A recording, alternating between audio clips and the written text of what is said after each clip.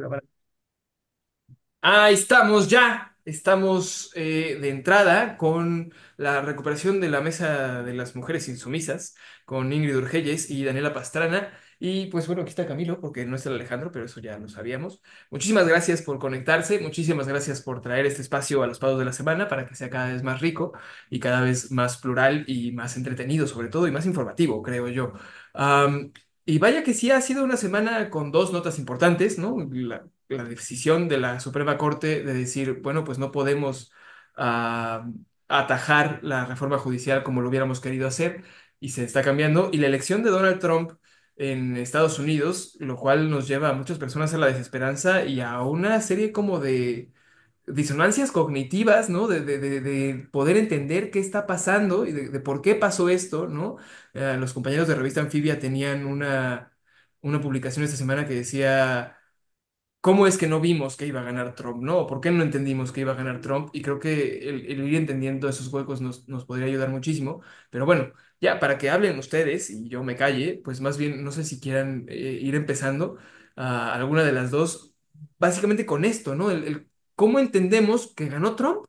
O sea, ¿por qué? ¿No? Mucha gente no lo vio venir. Hay gente que las encuestas decían, no, sí lo va a lograr Kamala. Lo que vimos de las encuestas a la votación real, pues creo que está muy separado, ¿no? O sea, la diferencia es bastante grande. Entonces, pues, ¿cómo entendemos esto, ¿no? ¿Por qué nos falló así el cálculo? Ahora sí que Ingrid o Daniela, no sé quién quiere empezar.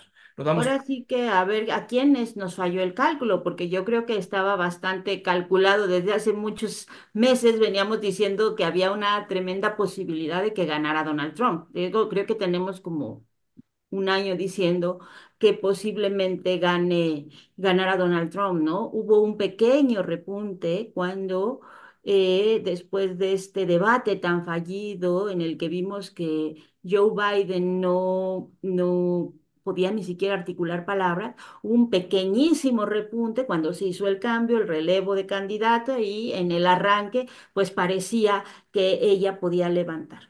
El problema, y es una cosa de lo que ya platicamos, Arthur, es que no hay, o sea, simplemente no tuvo el Partido Demócrata que ofrecerle al electorado liberal de Estados Unidos.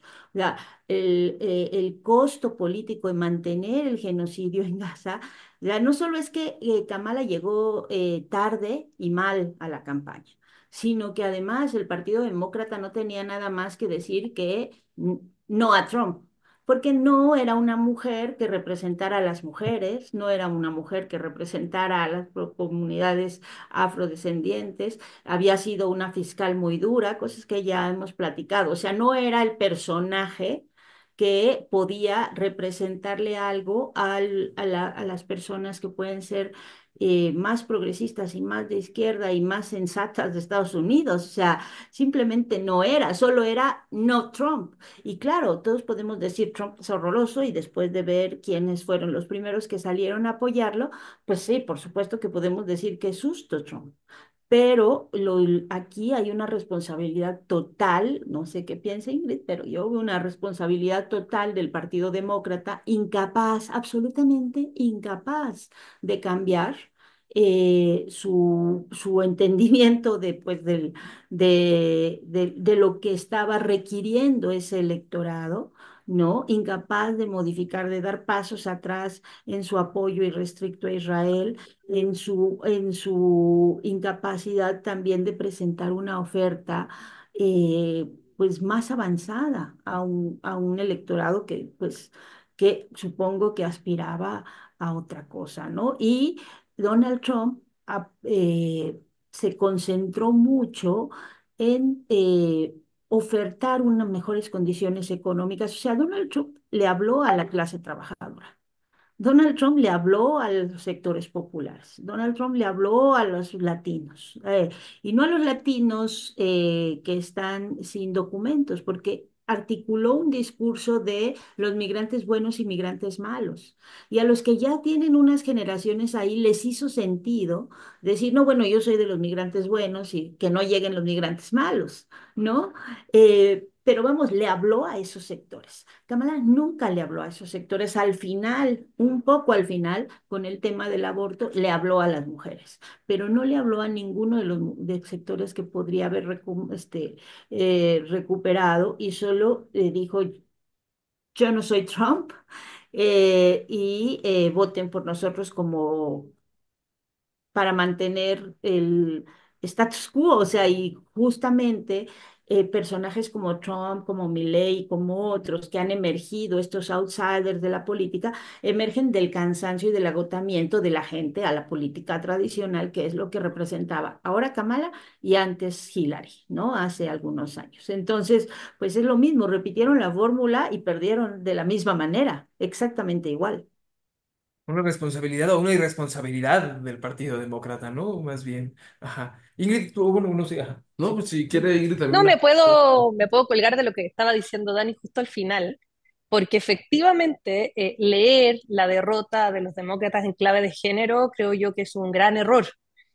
Pensar que aquí perdieron los demócratas porque era una mujer y no un hombre, porque yo he leído muchos de esos análisis, no es correcto. O sea, por supuesto que es un elemento, porque también cuando uno desglosa la votación, se da cuenta de que el voto masculino mayoritariamente se decanta por Trump y el voto femenino por Kamala, pero no es el factor determinante que hace que efectivamente en Estados Unidos Kamala Harris no haya sido elegida presidenta para nada.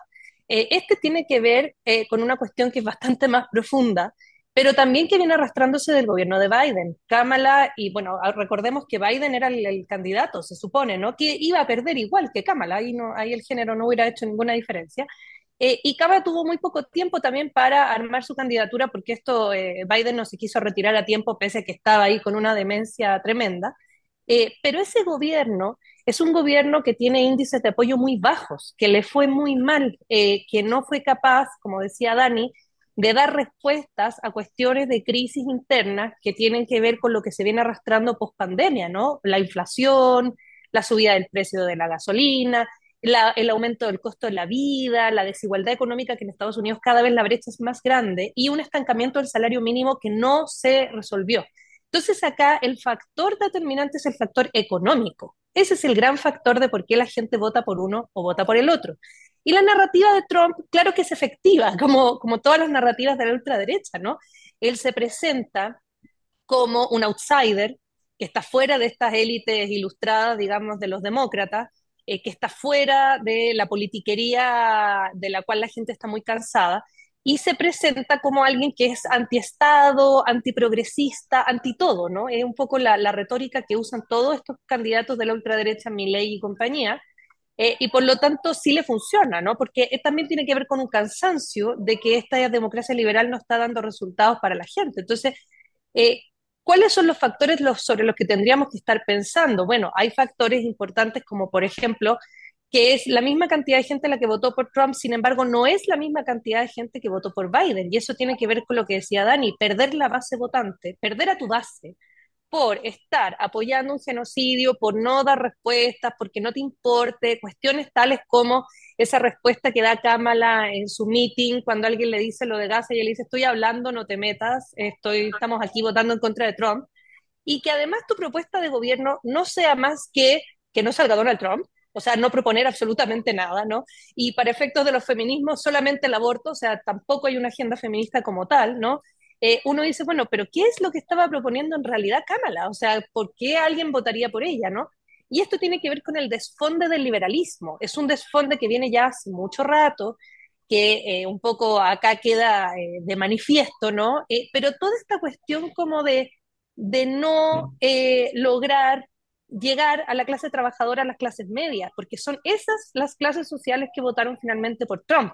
Kamala le fue muy bien en el voto ilustrado, ¿no? El voto de las grandes capitales, de la clase como media ilustrada de élites, ¿no? De los intelectuales, de los actores de Hollywood, de toda la gente que tiene ciertos privilegios, pero donde se desfonda el liberalismo es con la clase trabajadora y con la clase media, porque efectivamente no dan respuestas a un tema que tiene que ver con el tema económico, ¿no?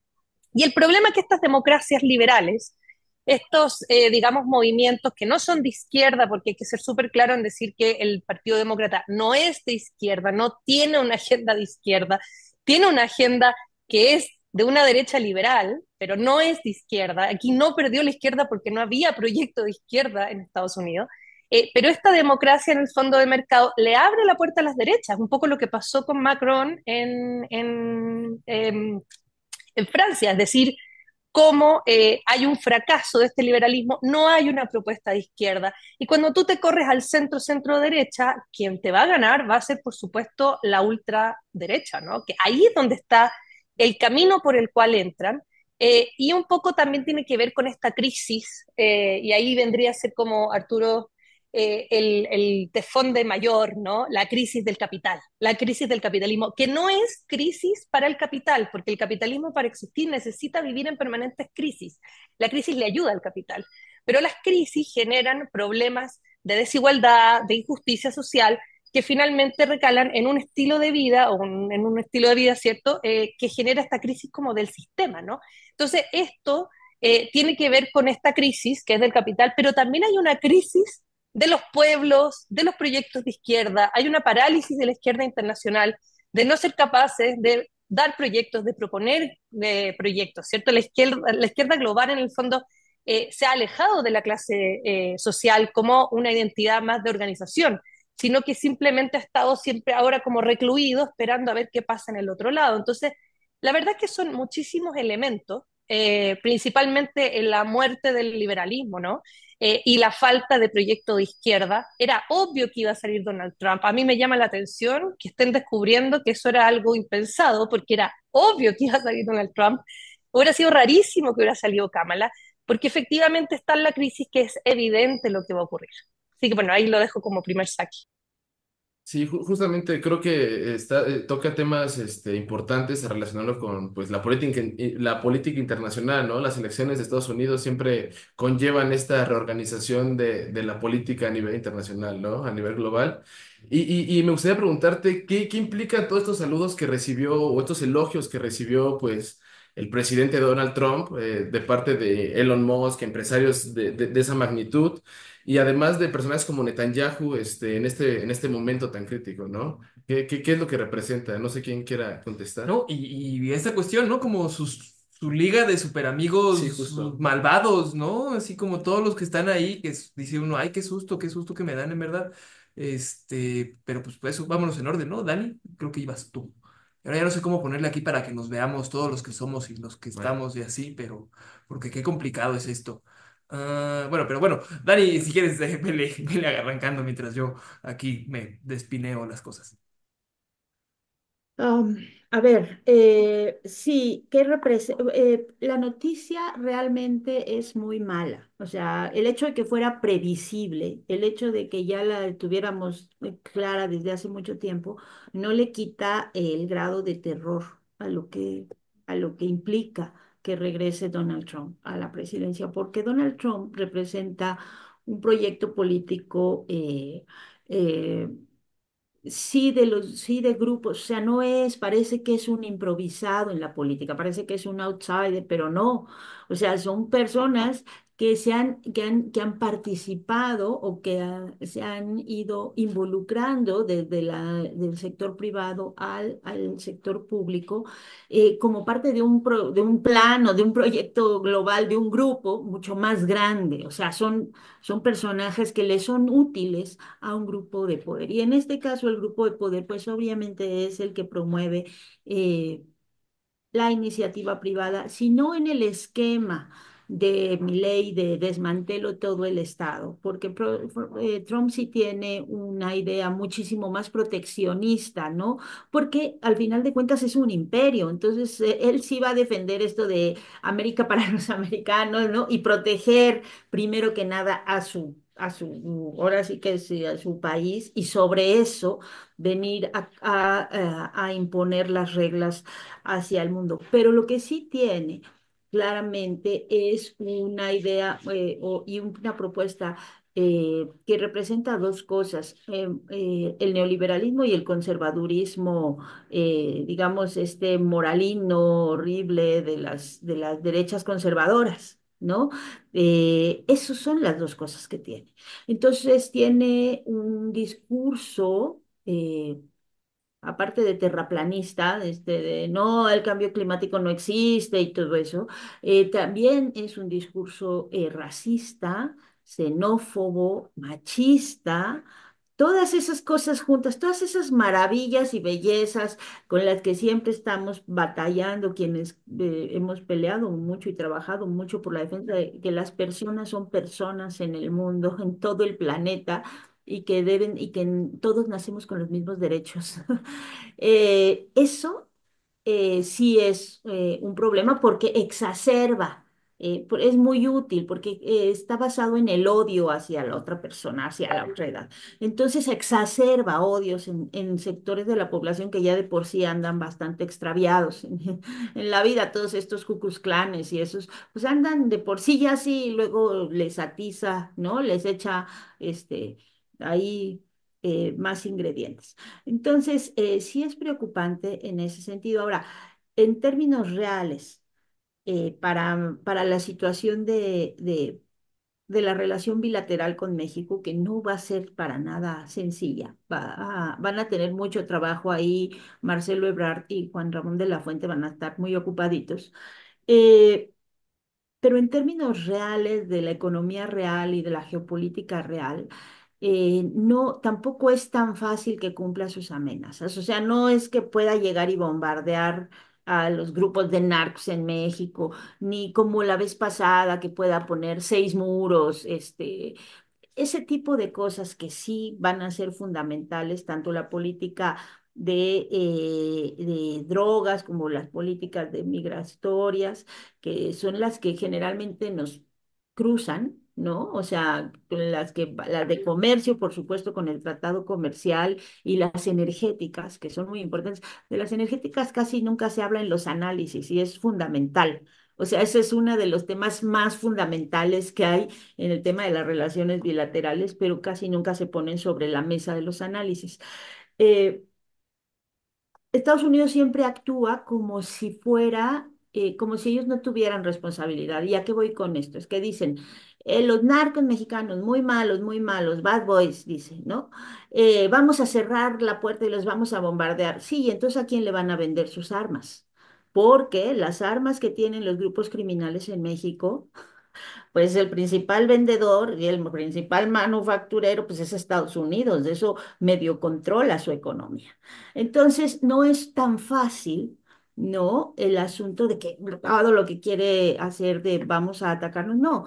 Ellos también tienen que seguir ciertas políticas, o sea, ciertas acciones, porque tenemos una, como les decía la otra vez, una dependencia mutua, ¿no? Tóxica, si quieren, como en todas las dependencias, pero es una dependencia mutua. Ahora, ¿es asimétrica? Sí, es asimétrica. ¿No? Pero ellos también dependen mucho de que a México le vaya bien en un escenario y en un tablero mundial en el que lo último que necesitan es que venga China y haga negocios con México, como ya lo hace con todo Sudamérica. Entonces, eso es fundamental, ¿no? En términos de cómo va a ser la relación bilateral. Y ahí, ¿cómo entran todos estos amigos tan terribles con los que se ha metido, que fueron los primeros o sea, que Sí. felicitaron a Trump, los que brincaron de gusto en el primer momento, que era Netanyahu, que fue ese sí de terror, María Corina Machado diciéndoles, ay, ya que vengan a bombardear aquí, a que vengan a invadir casi, casi a Venezuela, vengan por todo el petróleo de Venezuela. ¿Quién más? Bueno, Bolsonaro, Bukele, por supuesto, o sea, Musk, por supuesto, que es así como el otro, ese sí es como del grupo, por eso insisto, Trump es herramienta de un grupo mucho más amplio, que ahí sí está Elon Musk. Bueno, eh, ¿qué significa todos esos personajes? Eso ya se lo voy a dejar a Ingrid, más lista yo. ¿Por qué no? O sea, porque tiene todo también un efecto nefasto para el resto del planeta. Sí, pero bueno, ese ya es como, voy a dejar hasta acá con la relación de México, le voy a dejar eso a Ingrid porque creo que eso pues ya me llevaría otros 10 minutos acá analizar. Ya, me agarro de eso mismo, Dani. y Sí, sigo sí, con Ashley, geopolítica, tú todo vamos, lo que vamos. quieras. Tú habla de Agárrese, Musk. agárrese, porque sí, es Me lo que me agarro de la importa. liana, ahí. Sí, o sea, llega Trump, ¿no? Con todas estas Los palmaditas en la amiguitos, espalda, ¿no? O sea, lo vimos hace 8 años, que llega y se desafora, ¿no? El racismo y la misoginia y como si tuvieran carta tipo sí. libre.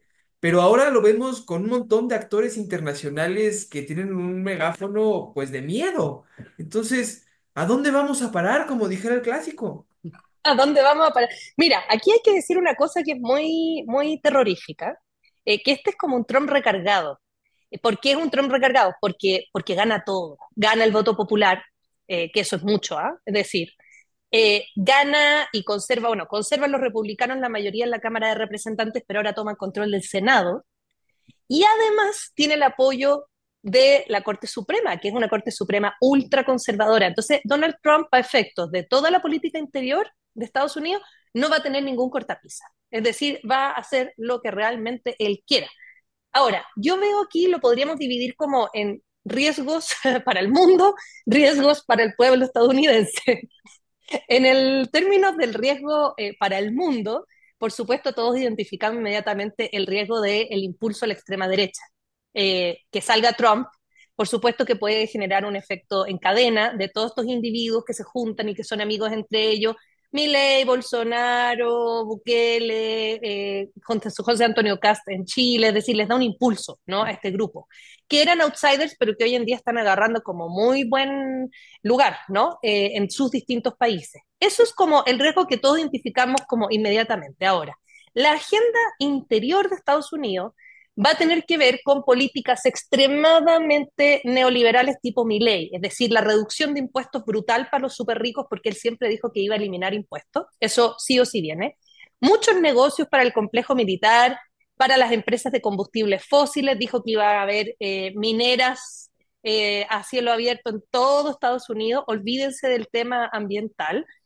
Van a haber también jugosos empresas para contratistas del Estado como Elon Musk, que si ya tiene fortuna, ahora va a ser un 2.0 y probablemente él va a estar a cargo de un tipo de estrategia de desregulación, porque esto es atomizar el Estado y desregularlo para que haya muchos negocios de grandes mineras, de grandes fortunas, etcétera, ¿no? Se va a privatizar aún más la salud, la educación, van a haber menos derechos laborales, sociales, y viene la batalla cultural, que es contra todos los grupos progresistas, dígase los feminismos, dígase la agenda LGBTQ+, grupos migrantes, los sindicatos, las organizaciones de derechos humanos, pueblos originarios, o sea, olvídense de todo eso, las organizaciones de izquierda, todo aquel grupo progresista que exista en Estados Unidos va a ser fuente de ataque. Eso respecto de lo que va a pasar adentro. Respecto a lo que va a pasar afuera, leí un muy buen artículo de la revista Jacobin, que se los recomiendo, que se llama El triunfo y la agenda agresiva de Donald Trump, de Alejandro Morgenfeld, que está publicado en otra revista, pero Jacobin lo rescata, que habla de cómo ve él, de cómo se va a articular la geopolítica. Y dice que, bueno, el académico dice que probablemente Estados Unidos no va a poder liderar el mundo como lo ha liderado hasta ahora con Donald Trump. O sea, eso como primera cosa, ¿no? Es decir, la agenda de los demócratas es mucho más agresiva en términos geopolíticos. Lo más probable es que el vínculo con la Unión Europea, por ejemplo, se va a resentir. De hecho, los europeos estaban con ataque cuando salió Donald Trump porque esperaban que saliera Harris, ¿no? Y todos así como, felicidades, pero ojalá que no nos odies. O sea, tienen ahí un tema. Y el apoyo a Zelensky que probablemente se va a acabar y Rusia va a poder avanzar sobre Ucrania. Eso siempre lo ha dicho, que él no quiere invertir ahí. Ahora, para efectos de la masacre en Gaza va a ser nefasto porque su socio es Benjamín Netanyahu, probablemente va a tener más respaldo para declarar esta guerra abierta, para que el genocidio sea totalmente, ya si es aberrante, va a ser más aberrante, y esta guerra que tiene con Irán, que es muy peligrosa, y va a tener el respaldo de Donald Trump.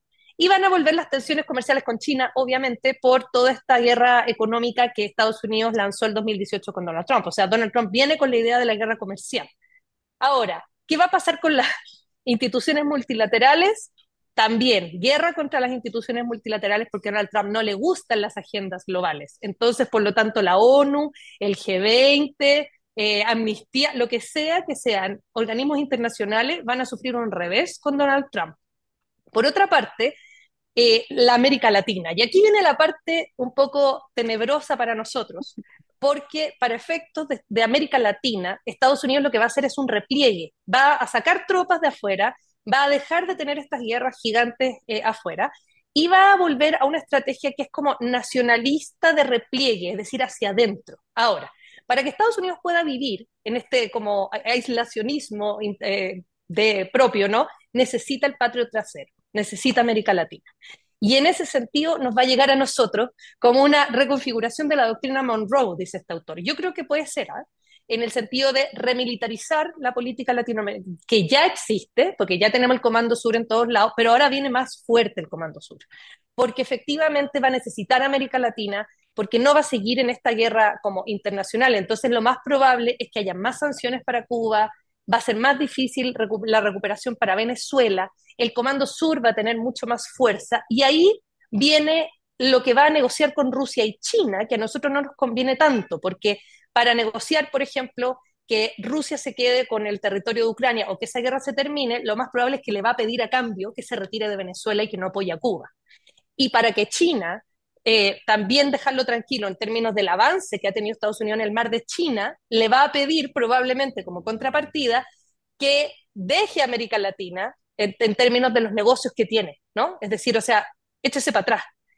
Y en ese sentido, por supuesto que a nosotros no nos va a venir muy bien, porque eso significa que Estados Unidos va a retomar posición sobre la región y va a privilegiar el vínculo que tiene con Milei, con Bukele, va a impulsar figuras en América Latina como Bolsonaro, Kass, para tratar de sacar los gobiernos progresistas, poner gobiernos de la ultraderecha y con eso ser como una especie de conglomerado facho insoportable que vamos a tener que lidiar con él.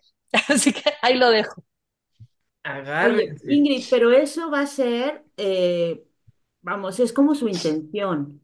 Ah, Pero el claro, tema es claro. que China acepte. O sea, o que, porque también en este tiempo, es que eso es lo que hay que ver, no es lo mismo, no es lo mismo la primera gestión que la segunda. O sea, claro que viene recargado y claro que viene con mucha más fuerza interna por lo que ya dices, ¿no? Sobre todo el control que tienen los republicanos del Senado y de las cámaras, pero sobre todo el Senado, ¿no?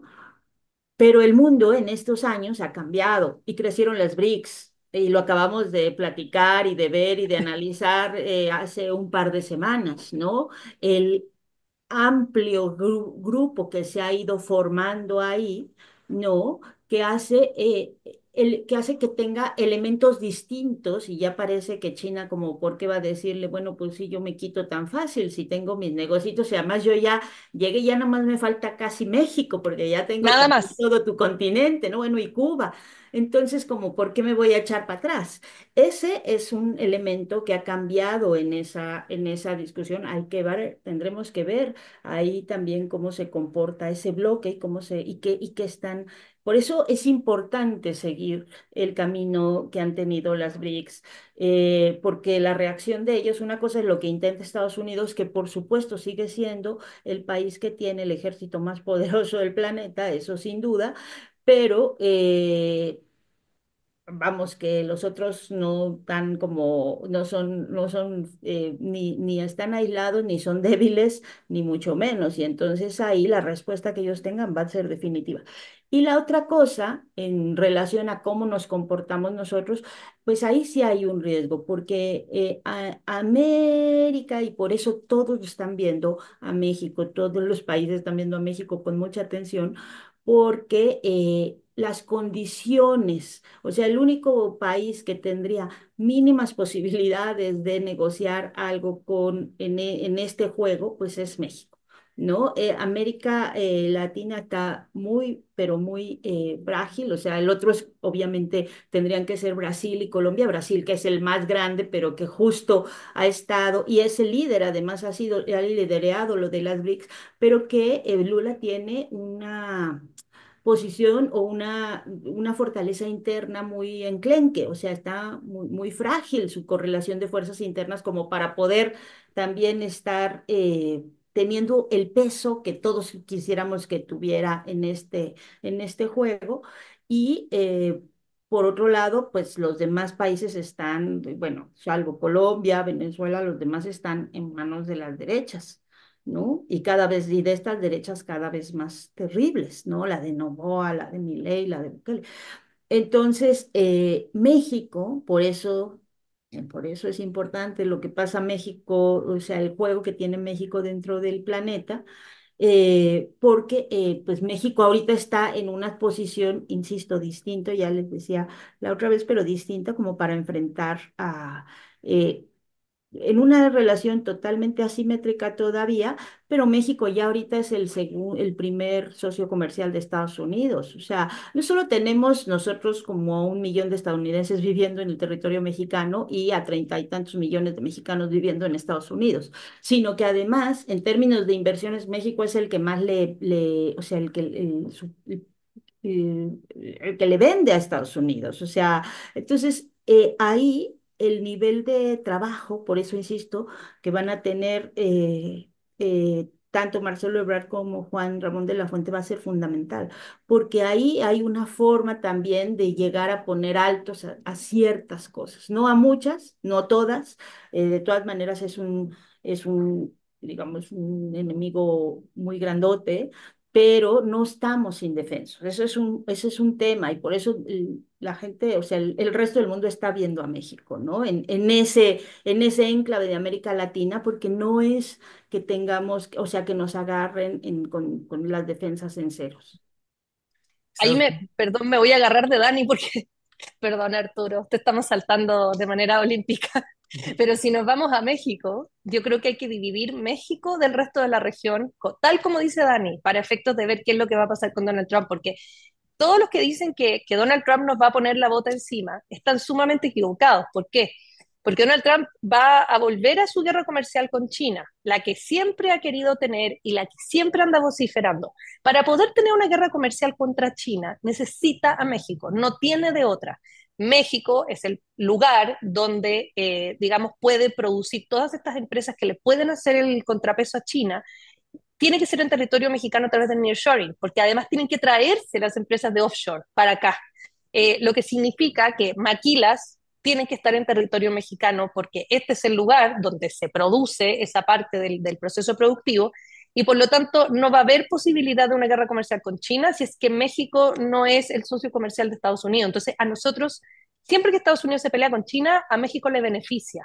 A Sudamérica no, y ahí Sudamérica yo lo tomaría como otro lugar con otra lógica, ¿no? Sudamérica en este momento, tal como dice Dani, está en una situación de mucha complejidad en términos de sus políticas internas y sus presidentes y los progresismos que van en declive. Estamos en el lado del péndulo cuando vuelve la derecha. Y lo que yo decía, claro, lo peligroso acá es que Donald Trump va a fortalecer todos estos liderazgos de la ultraderecha porque van a ser sus socios comerciales.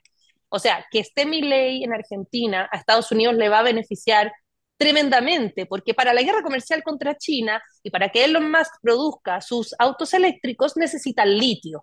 Y el litio está en Argentina, en Chile y en Bolivia. Por lo tanto, necesita tener presencia en la región y necesita extraer los recursos naturales. Lo va a necesitar. El petróleo está en Venezuela, etcétera, etcétera. Entonces, para poder recuperar recursos naturales que están en Sudamérica, necesita a sus socios comerciales que le regalen los recursos naturales. Y por eso lo más probable es que con esta salida de Donald Trump, en Chile, por ejemplo, haya un altísimo riesgo el próximo año de elecciones de que salga alguien como José Antonio Cast, porque es amigo y del grupo de la ultraderecha, le entregaría el litio en bandeja a Donald Trump y por lo tanto va a haber ese fortalecimiento. O sea, así es como va a entrar, a través del Comando Sur y a través de los liderazgos futuros, ¿no? Lula es su amigo. Lula en este momento es como un infiltrado en los BRICS. Se metió en los BRICS para bloquear a Venezuela y para bloquear a la izquierda latinoamericana y por lo tanto hoy en día Lula está en un rol muy pro gringo para efectos de los intereses, ¿no? Y está gobernando con casi todos los bolsonaristas, entonces que vuelva a Bolsonaro a Brasil tampoco es algo que uno puede descartar. Entonces tenemos todo el riesgo en Sudamérica de que Sudamérica vuelva a ser el lugar de los recursos naturales para Donald Trump, para que él pueda establecer su guerra comercial contra China, para que Donald Trump además pueda fortalecer la parte interna de Estados Unidos, que es la que han dejado un poco los demócratas de lado, por estarse peleando en Medio Oriente, por estar en el mar de China, por estar en Ucrania. Eso es lo que él va a replegar. Sálganse del mar de China, sálganse de Ucrania, sálganse de Medio Oriente, pero vamos por América Latina, ¿no? Sudamérica.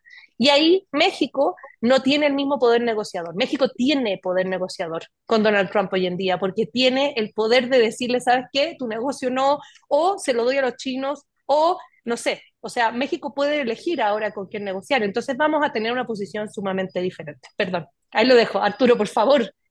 No, no, Adelante, bueno, es Arturo. que, o sea, precisamente a eso iba, ¿no? O sea, tendrá a su disposición el ejército más grande del mundo, pero la guerra comercial, pues no se libra ya con armas, ¿no? Sino se libra a partir de estas cosas, ¿no? O sea, ya no sé cómo yo ponerme aquí, por eso les digo que es una locura esto, yo ya no entiendo las cosas de las pantallas. Este, Sí ajá, se libra, pero es que sí se libra también con armas. O exactamente, sea, exactamente. parece que no, pero es que sí lo hacen. O Ah, sea, este efecto desestabilizador en los países, estos ánimos, ya, o sea, ya lo hemos visto, o sea, esta infiltración del grupo, y eso Ingrid lo conoce súper bien, de grupos de crimen, esta criminalidad, macrocriminalidad que se mete por todos los lugares de nuestros países, pues también quién la financia, a ver, quién consume la droga y quién vende las armas. Así, es que la ecuación es muy fácil. ¿A quién le conviene que los países de nosotros estén matándose toda la gente por el tema del crimen organizado? Pues a los que al que consume y al que vende las armas. O sea, no nada más hay que ir a las guerras frontalmente, también hacen guerras subterráneas y también hacen muchas cosas para desestabilizar a los países, porque al final el punto central, y por eso creo que es el de lo que nunca debemos perder el foco, pues son los recursos. Esos recursos que tanto le interesan al jefe, que sí es jefe, que es Elon Musk. ¿No? Esos, ¿no? Esos son al final de cuentas lo que está, o sea, lo que es, lo que es peligroso de estos amigos, o sea, que Netanyahu le diga, qué felicidad, ya vamos a intensificar nuestra guerra, que María Corina le diga, ayúdanos a darte todo el petróleo de Venezuela, que Milei vaya y le diga, te regalo todo el litio, pues al final es para los negocios de estos señores como que se han hecho multimillonarios y que sí tienen un proyecto. eh, pues no sé, a veces parecen como estos científicos locos de las películas, pero que en la realidad son peores, ¿no? O sea, de controlar el mundo para su super tecnología y para clonarse y ser, y luego irse a habitar la luna, porque eso es lo que son, o sea, eso es lo que piensan y eso es lo que quieren al final de cuentas, que ya están perdidos y deschavetados y con mucho poder porque tienen muchísimo dinero, ¿no? Entonces, sí, tocan las cosas y lo convierten en más oro, ¿no? Pero a costa de las vidas de muchas personas en el planeta, que son las que vivimos vidas cotidianas, vidas de carne y hueso, y no las ilusiones que tienen de supremacía, ¿no? Entonces, eso es creo que lo más importante, pero sí, sí son guerras, o sea, no son, o sea, el hecho, cuando digo que tienen el ejército más poderoso es el formal, el que tiene más armas y más elementos del ejército, pero también el informal, el que fabrica armas para distribuirle a todo el mundo sus armas y generar otro tipo de guerras, no las formales. y toda la cantidad de dinero que eso implica, ¿no? Y que incluye.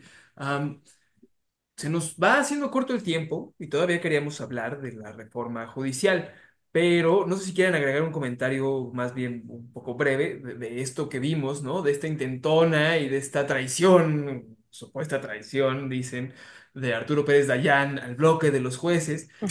Más bien yo lo vi como pues como un resquicio de cordura de él, ¿no? De decir, oigan, o sea, está bien que queramos quitar la reforma judicial, ¿no? Eso dicen ellos, pero no la podemos hacer así como lo quieren hacer porque pues no va a funcionar, ¿no? Y entonces, sin duda van a seguir habiendo amparos, sin duda van a seguir habiendo intentonas de detener el cambio a la reforma judicial, a este escudo que está construyendo Claudia Sheinbaum para poder gobernar a lo largo de estos 6 años que se vienen.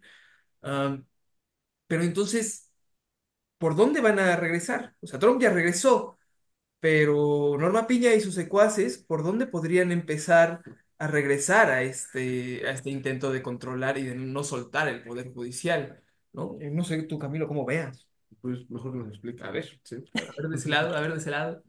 A ver, no, yo creo que está todo conectado, ¿ah? O sea, podemos conectar los dos temas porque en el fondo esta oposición nuestra es una oposición muy similar, mundo empresarial, digamos, con una ambición extrema de controlar el poder para hacer negocio, que busca, intenta seguir viva pese a que en este país, y creo que hoy leía que Claudia Sheinbaum es como la segunda presidenta con mayor aprobación del mundo, que es algo muy notable hoy en día. La verdad es que es algo que debiéramos decir, mira, México está remando para otro lado, y con una aprobación gigante y un movimiento popular muy poderoso, a diferencia de lo que está pasando en el resto de los países donde los empresarios están ganando el poder, y un poco lo que decía Dani, incluso estos empresarios medio psycho killer que quieren irse a la luna y hacer una serie de cuestiones, que por cierto es un movimiento que existe en Silicon Valley, de empresarios que están buscando formas de vida alternativas a la Tierra, porque como ya la destruyeron, entonces están buscando si viven debajo del mar o en la luna, pero solo ellos, nosotros no, nosotros nos vamos a quedar aquí. Entonces, esta locura, ambición espantosa, la vemos nosotros acá en México también. Y la vemos a través del Poder Judicial. ¿Por qué? Porque es el bastión que les va quedando. La verdad es que hoy en día lo han perdido todo. Y como lo han perdido todo, estamos en la posición contraria a Estados Unidos. Aquí la 4T tiene todo. Está como Donald Trump, pero acá, ¿no? Es decir, el Congreso, digamos, el Ejecutivo, una aprobación enorme. Y lo que falta es el Poder Judicial en el sentido de que sigue siendo el reducto de una oposición ya que intenta dar sus últimos golpes a través de cuestiones muy mal hechas. Yo creo que Norma Piña debe ser de las personas con menos capacidad política que yo haya visto en los últimos años. O sea, la persona más torpe en términos políticos, porque cada decisión que toma, tú dices, pero ¿cómo nadie la asesoró? ¿Cómo nadie le dijo que eso era una mala idea? Norma Piña además se erige como esta suerte de opositora, porque no solo está ahí en la Corte Suprema intentando revocar la reforma por judicial, sino que además tiene comidas con Alito, con digamos, con la oposición, o sea, se mete en política. Después de unos programas, no sé si ustedes la vieron, unos programas de entrevistas donde puso un cuadro atrás como medio feminista, pero señora, usted no es feminista, entonces todo mal con Norma Piña. Y genera mucha animadversión, además, ella hoy en día a la gente, ¿no? O sea, ella hoy en día es alguien que causa muchos resquemores, digamos, no es alguien neutro. Y vemos esta sesión del día martes, el super martes, porque además fue la elección gringa, pero también teníamos esto que estuvo más entretenido esto. Y Parte ahí de miedo. qué bueno que estemos descolonizados y que nos interese más el Poder Judicial que los gringos. Eso me pareció genial. Porque estábamos todos muy preocupados de qué iba a pasar con esta famosa sesión del Poder Judicial. Y por primera vez en la vida, un montón de gente viendo estas sesiones horribles, aburridísimas. Y yo que soy abogada me aburro igual. Imagínense la gente que no lo es, o sea, terrible, para ver qué iba a pasar. Porque si votaban a favor de esta cuestión, algo iba a ocurrir de confrontación entre poderes que no era muy conveniente, entonces ya, toda la gente muy atenta a ver qué era lo que estaban debatiendo, y unas maromas y unas piruetas del Cirque du Soleil de los ministros, digamos, para justificar cuestiones injustificables, y finalmente no logran los votos. Entonces, como les recomiendo mucho una columna que publicó Alejandro Almazán en El Heraldo, donde dice, perdieron de nuevo, o sea, perdieron por enésima vez porque han perdido todo una y otra vez, y esta es como la derrota final, ya de nuevo volvieron a perder, eh, porque no lograron los 8 votos. Y ahí yo no sé qué es lo que habrán hecho, pero la pregunta es, bueno, si fue una suerte como de negociación con Pérez Dayán, tipo como ¿verdad? Como la que logramos para la votación calificada, ¿para qué ponen malandros en lugares de poder? Eso no es culpa de la 4T, eso es culpa de los malandros, o sea, ¿por qué tienen cola, no? Y si tenía cola el señor, bueno, el problema es de él, ¿no? Entonces, de alguna manera se tuerce este voto, nadie sabe cómo ni de qué manera, no logra los 8 votos para su mala suerte, y todo el público que estábamos viendo ahí muertos de la risa, porque la desesperación de la cara de Norma Piña era muy evidente, y ya la cuestión así que uno dice de surrealismo absoluto, es cuando Norma Piña intenta una maroma que legalmente es la cosa más aberrante que ustedes se puedan imaginar, porque además está dentro de la reforma que está impugnando, es decir, no está de Claro, acuerdo, pero está de acuerdo. O sea, brutal. odio la reforma del Poder Judicial, pero sí voy a agarrar un acápite para lograr los 6 votos, que además están pensados para una composición de la Corte que no es de 11 ministros, sino que de 9. Entonces, de sentido común, era algo aberrante. Y lo peor de todo, les digo que es que lo haya dicho en vivo y en directo, porque Si ella lo hubiera guardado y lo hubiera negociado y hubiera dicho nos vamos a receso y lo conversa con los ministros y votan, hubiera pasado más desapercibido. Pero decirlo ahí como, ah, yo voy a usar este resquicio y que Lenia le diga como, wow, wow, wow, wow, wow, wow, o sea, ¿qué estás haciendo? Y en vivo, y dice, esta persona realmente no tiene visión política porque acaba de dejar de manifiesto su interés totalmente fuera de la ley, como sea, de un golpismo, que ahí sí uno podría hablar de golpe blando porque esa cuestión no es legal, eso es extra legal. Entonces, la verdad es que nada, como resumen, decir que esto fue una intentona más, triste y patético espectáculo, presenciado por la mayoría de la población, gracias a Dios, que una vez más nos refuerza la idea de que esta gente se tiene que ir. Y yo les agradezco enormemente por reforzarnos esa idea y mostrarnos por qué es que se tienen que ir. Es decir, si nos faltaban argumentos para la reforma del Poder Judicial, yo creo que ya los tenemos todos gracias a ellos, ¿no? Como esos ministros no pueden seguir ahí porque están dispuestos a todo para hacer una cuestión que es política y que no es para nada legal. Así que ahí te paso el balón, Dani.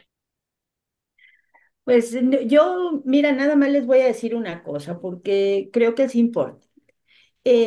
A diferencia de estos señores del mundo, los Musk y esos de los estos que señores que son multimillonarios, que creen en la tecnología y que siguen una corriente extraña que se llama pronatalistas, o sea que entre ellos se casan para crear esta raza superior, no sé, que se va a ir a la luna, pero que tienen mucho dinero y son muy efectivos y organizan golpes de estados y hacen nuestra derecha acá, nuestros empresarios de acá, son tan, pero tan, tan torpes y han sido tan torpes que yo les decía la semana pasada que si que parecían como una máquina de perder credibilidad los ministros, pero ahora le escuché a Federico Bonazo decir algo que me parece también muy acertado, que es que parecen espías de Morena.